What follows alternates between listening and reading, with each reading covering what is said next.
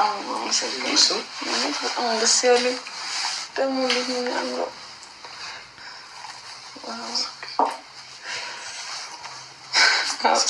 በጣም አመሰግናለሁ። የዛኔ እንደዛ ብዬ አስቀየምኳ። በጣም ይቅርታ። በጣም ይቅርታ። ቃሌልኝ በጣም አመሰግናለሁ።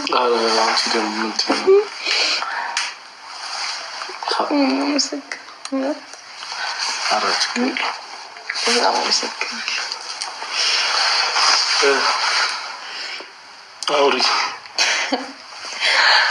ቤተሰብ እንግዲህ ያው በዚህ እንግዲህ ክሻታል እያስባለሁ በቻልኩት በአቅሜ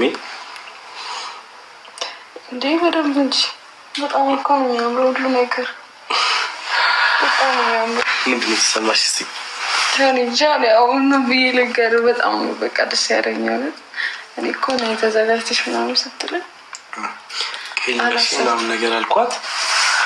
በቃ የምንወጣ ምናምን መሰለኝ ሌላ ቦታ። እግዚአብሔር ለእናንተ ያለውን እንጀራ ለእናንተ የከፈተውን ጉሮሮ ሳይዘጋ አያድርም ይባላል። እውነት ነው።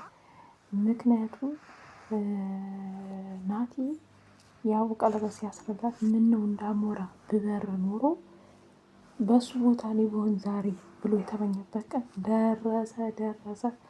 እንኳን ደስ አላችሁ እላለሁ በቅርቡ። ሰላም ጤና ይስጥልኝ። ውድና የተከበራችሁ የብዙኃን ቻናል ቤተሰብ እንዴት አላችሁ? እኔ ያለው እግዚአብሔር ይመስገን ሁሉ ሰላም ነው። እናንተም ባላችሁበት ሰላማችሁ ይብዛ እያልኩኝ አሁን ዛሬ አዲስ ነገር የሰማሁት ነገር አለ ማለት ነው። ወደ ቤተሰቦች መጀመሪያ ቪዲዮውን እስከ መጨረሻ አዳምጡ። ከዛ ሲቀጥል ሰብስክራይብ፣ ላይክ አድርጉ። የሄሉና የናቲ አድናቂዎች አድናቂነታችሁን ልያችሁ ማለት ነው። የእነሱን አንድነት የምትፈልጉ ዛሬ በጣም ደስ የሚል ዜና ይዤላችሁ መጥቻለሁ ማለት ነው።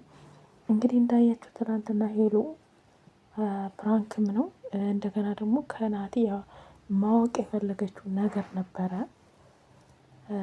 ብዙ ማወቅ የፈለገችው ነገር ነበረ።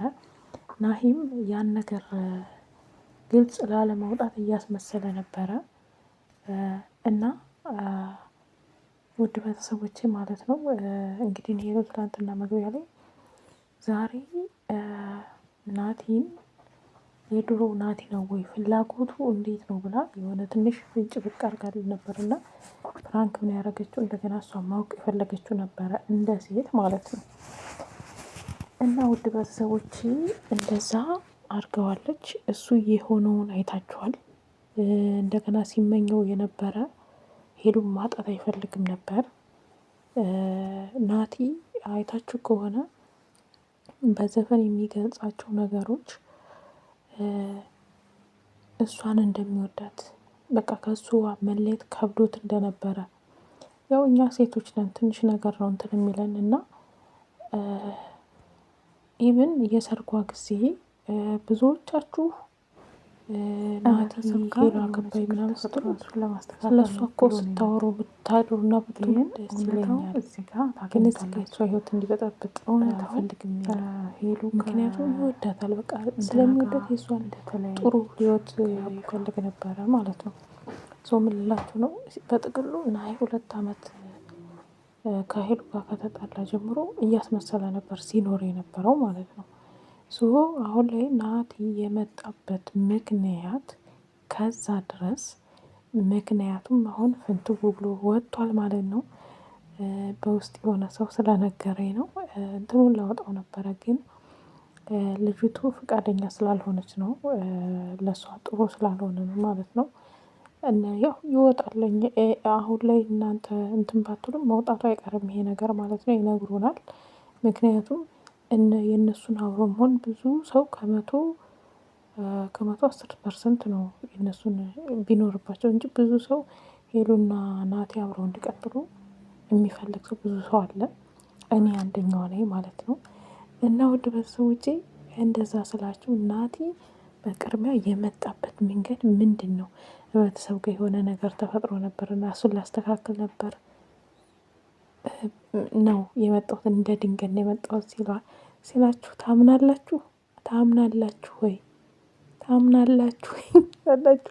አላምንም ወይም እናምናለን ብሎ ይሄን አምናችሁን የተቀበላችሁት ኮሜንት ላይ አስተያየታችሁን ጻፉ። ይሄንንም እነግራችኋለሁ።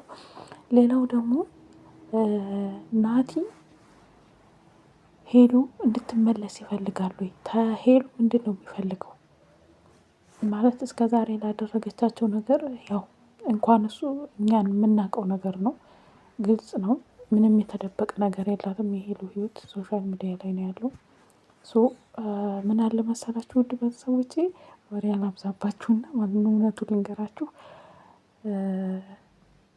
ናቲ በተደረገው ነገር ትዕግስት እንዴት የለሽም ብሎ ይቅርታ እንድጠይቀው ይፈልግ ነበር እንጂ ሄሉን ጭራሽና ጭራሽ ጠልቷት አልነበረም። በሉ ታስታውሳችሁ ለልደቷ ለእነ ሀይልዬ አበባ ምናምን ልኮላን ነበረ፣ ጠብቆ ነበር። ከዛ ሄሉ ወታ ያልሆነ ነገር ተናገረች።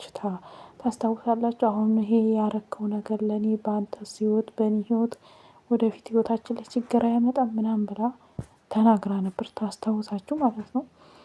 በዛ በዛ እያለ ነገሮች እየሰፉ ሄዱ ማለት ነው። ሄሉም ያልሆነ ህይወት ውስጥ ገባች። እግዚአብሔር የፈቀደው ነው ብዬ ነው ይሄ የሚሆነው ማለት ነው። ምን ልላችሁ ነው ወደ መጨረሻው ሲሄድላችሁ ናቲ የመጣው እነ ሰላም ጋር ይጻጻፍ ነበር። ሄሉ ያለችበትን እያንዳንዱ ነገር ያቅ ነበረ። ምክንያቱም ሄሉ የጠፋችበት ከሶሻል ሚዲያ ላይ ቲክቶክ ማትለቅም ነበረ፣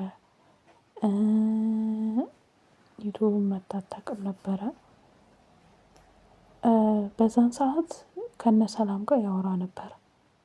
ገባችሁ አይደለ? የመጣው እሷ ያለችበትን እሷን ለማረጋጋት ከቀናው ደግሞ ሄሉን የራሱ ማድረግ ነበር የፈለገው ትላላችሁ የመጣበት ማለት ነው። ምን ልላችሁ ነው ይሄ ነው እንትን ብሎ እንትን አይልምና አሁን ላይ እየተነጋገሩ ነው። በውስጥ ነገሮቻቸው ሊፈቱ እየሞከሩ ነው። ግን እኔ እዚህ የምነግራችሁ ነገር ሄሉና ናቲ አንድ ሆነው እንደሚመጡ ሙሉ ተስፋ አለኝ። አሁን ላይ እየተነጋገሩ ነው በውስጥ ማለት ነው። ሁሉንም ነገር እዚህ ጋር መበሻሸቅ አለ። ብዙ ነገሮች ስለተፈጠሩ በውስጥ ችግራችንን መፍታት አለብን። ለምንድን ነው እንደዚህ ያደረግሽው ነበረ ምናምን ብሎ እንግዲህ ትናንትና እንደዛ ፕራንክ ስታደርገው የሆነውን ሁኔታ አይታችኋል። ሁላችሁም ትገነዘባላችሁ፣ ታስባላችሁ። እንደገና ሄሉ በቀደም ልሄድ ነው ብሎ ሲያረጋት ልሄድ ነው በቃ እንትን ፈቃድ ደርሶ ምናምን ብሎ ሲላት እንዴት እንደሆነ አይታችኋል።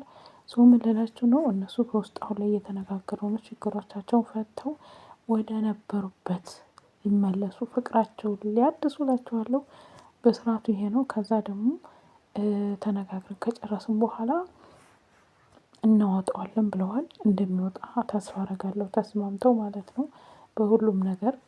እኔ ሄሉን እዚህ ጋር መመክራት ካየችው በእርግጥ ብዙ ነገሮች ሰው ብዙ ነገር ሊለን ይችላል። ብዙ ነገሮችን ልትይ ትችያለሽ። ነገሮች ያልሆኑ ነገሮች ውስጥ በችኮላም ገብተሽ ሊሆን ይችላል። አዎ ሴት ልጅ ነሽ፣ ቤተሰቦች ወልደሽ አንድ ሴት ልጅ እንደመሆንሽ ወልደሽ ማየት ይፈልጋሉ። ብዙ እንግዲህ እንደነገርኳችሁ ማዘሯ በፕራንክ በምን እያደረጉ ይነግሯታል። ምን ልላችሁ ነው አሁንም ናቲ ተመላሽ እንደሆነ ትናንትም ተነግራለች፣ ደግሞም ተመላሽ ነው። ትዕግስትና ሰበር የሆነ ነገር ቢፈጠር ራሱ ቶሎ ብላችሁ ለውሳኔ አትቸኩሉ ነው የምለው። የሆነ ነገር ቢፈጠር ትዕግስት የሚባል ነገር አለ አይደለ? ትዕግስት ቢኖራችሁ 2 አመት ናቲ እያላት ያለው 2 አመት በጣም ቀላል ነበረ። ለምን ይሄን አደረግሽ እያላት ነበር። ታስታውሳችሁ ባለፈው ቪዲዮ ሰርጉ ላይ ማለት ነው። አሁንም ናቲ ተለይቶች ሊሄድ ነው። መስማማታችሁ እየተነጋገሩ ነው ብለዋል። ነገሩን ለመፍታት እንትን እያሉ ነው በውስጥ መስመር ማለት። ከዛ ነገሩን ከፈቱ በኋላ ለማምጣት ፈልገው ነው። እንዲፈታላችሁ ጸልዩ ነው የምለው። ግን እኔ የምላት ሄሉን አሁንም መክራት ነገሮች ተፈተውና አብረዋችሁ መሆናችሁ የማይቀር ነው 100% እኔ ማለት ነው። ምክንያቱም ሁለቱም ይፈላለጋሉ።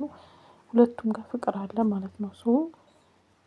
አንቺና እሱ ታርቃችሁ ብዙ ነገሮች ሊመጡ ይችላሉ ወይ እሱ እስከሚወስድሽ ድረስ ማለት ነው። እነዛን ፈተናዎች መቋቋም ማለፍ እሱ ቢናገርሽ በርቀት እንኳን ሆናችሁ ብትነቋቆሩ ትዕግስት የሚባለው ነገር መቻል ማሳለፍ የሚባለውን ነገር መልመድ አለብሽ ነው ብዬ ነው። ምክንያቱም በሌላ ሰው ግፊት ነው ብዙ ቦታ ውስጥ ገብተሻል። እነዛ ነገሮች ሁላ ሆነሽ ግን አንቺ እንደዚህ እኮ ናለች በጣም አሟታል ድብር ውስጥ ነው ያለችው ስትባል የሆነ እንትን ሀሳቡ የመጣው ማለት ነው። ቤተሰቦቼ ሄሉና ናቲ ፍቅራቸውን ሊያድሱ ነው። በጥቅሉ ሊታረቁ ነው፣ እየተነጋገሩ ነው ሁለቱ ማለት ነው። ለምን እንደዚህ ፕራንክ እያደረግሽ ከምታስጨንቀኝ በግልጽ ተናግረሽ እውነቱን ለምን አትነግሪኝም? ያለሽን የምታስቢውን ነገር ንገረኝ። አንተ ምንድን ነው የምታስበው? ምንድን ነው ያለህ አላማ? እየተባባሉ ነው ማለት ነው። ተነጋግረው ችግራቸውን ፈተው ለእኛ ያበስሩናል ማለት ነው። ውድ ቤተሰቦቼ ተነጋግረው ያው ለእኛ እንደሚያበስሩኝ ሙሉ እርግጠኛ ሆኜ ነው የምነግራችሁ። ግን ደግሞ